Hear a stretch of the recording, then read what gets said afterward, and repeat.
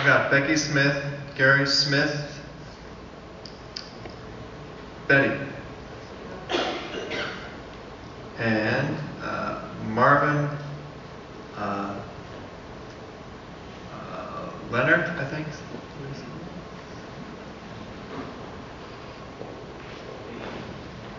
Congressman Labrador, how are you? District 14 says hello. My question is... District 14. Okay, District 14 says hello. I've heard a lot about debt and money and everything that's owed. You brought up a good point about the 49%. There has been talk about fair tax. Yes. Corporate taxes, people not paying taxes. Many of us here in this room represent the baby boomers. We're about 80 million strong. If you're having trouble back in Washington, I would suggest you talk to the baby boomers. According to the numbers that we got, and I think this is the question, are you for a fair tax? Because right now, 8.5 trillion is what is reported.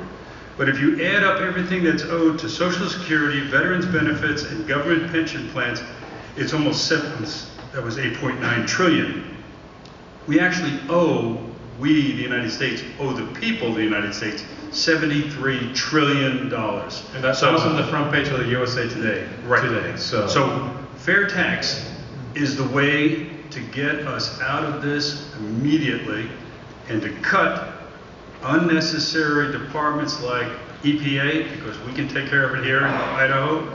Department of Education are able to take care of it. So the message is we sent you to Washington to deliver this message, and if you've got to be Mr. Smith goes to Washington, that's what we want to see. So please, take that message back. Fair tax, stay out of our piggy banks, because everyone in this room, most of us, contributed to those benefits. Somebody went into the piggy bank, they took it, we want it back, and we're not going to pay for it because somebody else has used it. So please, Congressman, take that message back. Okay, 2 questions. Fair tax, let's talk about that. In concept, I am 100% behind the concept of the fair tax. I have a problem with its implementation. And why is that? Because as you know, the fair tax, what you do is you figure out what the national rate is going to be. It's going to be a tax. It's kind of like a sales tax that is applied to everything that we do. But the problem is it's going to create a black market. It's going to create an underground economy where people are not paying taxes. So I'm trying to figure out how we go to the fair tax when you have a business that will decide, okay, if you just pay me cash, I'm not gonna tax you, because it's gonna be a high amount of money that we're gonna have to just make it on earnings, make it on income tax, you pay income. It's just the way it is now. You report a number and you pay the 5% on the number that you report. Every corporation has to report. Okay, that's a flat tax. Flat tax, fair tax. Yeah, the fair tax is sort of a sales tax on the money that you spend. I like the concept of the flat tax better, because a flat tax, whatever that amount is, and this goes back to what we talked about originally, which is reforming the tax code, because I think everybody here agrees that it's fundamentally unfair that somebody like GE, a company like GE, can pay no taxes when you have to pay your taxes, you have to pay your taxes, and you can't hire an expensive attorney to make sure that those taxes are not paid in some way. So I would go to a flat tax where, and I don't know what the number is, but whatever the number is, everyone has to pay it. There are not a bunch of deductions. If we look at deductions, it might be 2 or 3. I would be for having no deductions. Everyone pays the same amount, same percentage. And then we get rid of those deductions, so you have corporations and people are getting away with not paying taxes right now, actually pay those. But that also means that 49% that's not paying taxes will have to pay something. And maybe they will make different decisions. Please take that message back to Washington, and if you need some help, there's 80 million boomers in this country that will rise up for you. So just ask.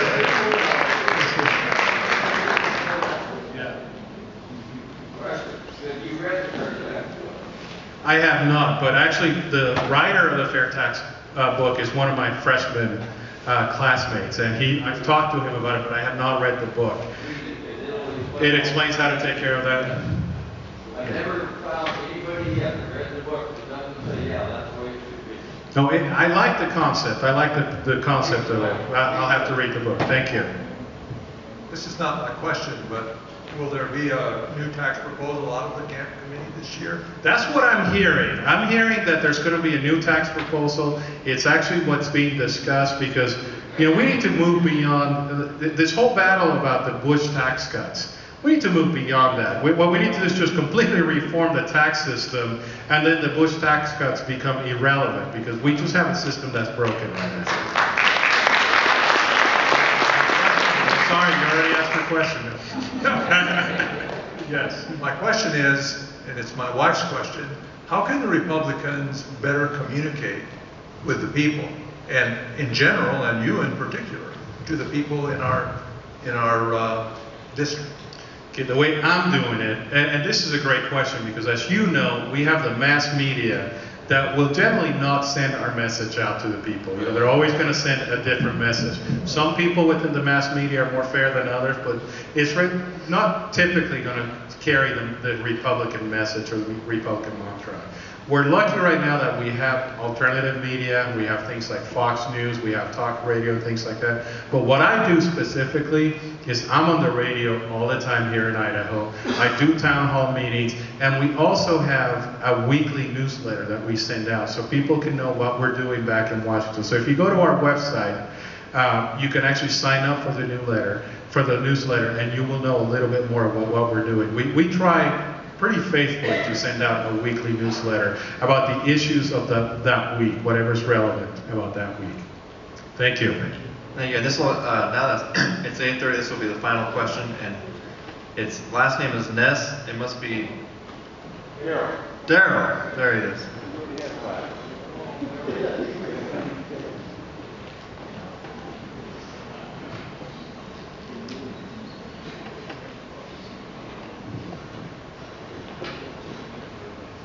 Thank you, Congressman, for coming this evening. A lot of things I'd like to say, but in the interest of time, is basically going back to the health care program. We had then Speaker of the House, Nancy Pelosi, say we have to vote for it before we know what's in it. Max Baucus, who I think ran the committee, didn't know what was in it, admitted it. I'd like to know, and I've never heard it mentioned, and I'm always curious, you're a lawyer, who wrote that? If they don't know what's in it, I'd like to know who are the people in the back rooms that wrote that. I have a feeling, and you can disabuse me of that if I'm wrong, but I think it was when they made the deals with the big insurance and big pharma, their lawyers wrote it.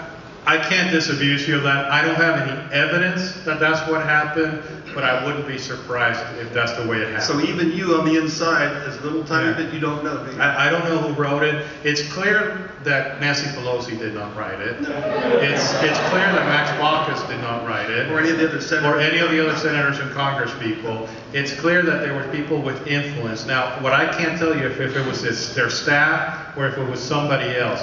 Now, the reality, and on healthcare, I have always believed that it's going to be found to be unconstitutional.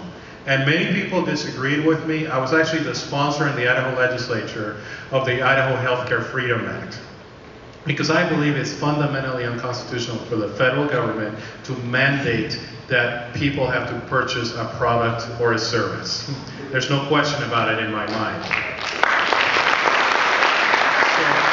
As you see it going through the federal courts, I think once it gets to the Supreme Court, I think it will be on a 5-4 vote. It's going to be found to be unconstitutional.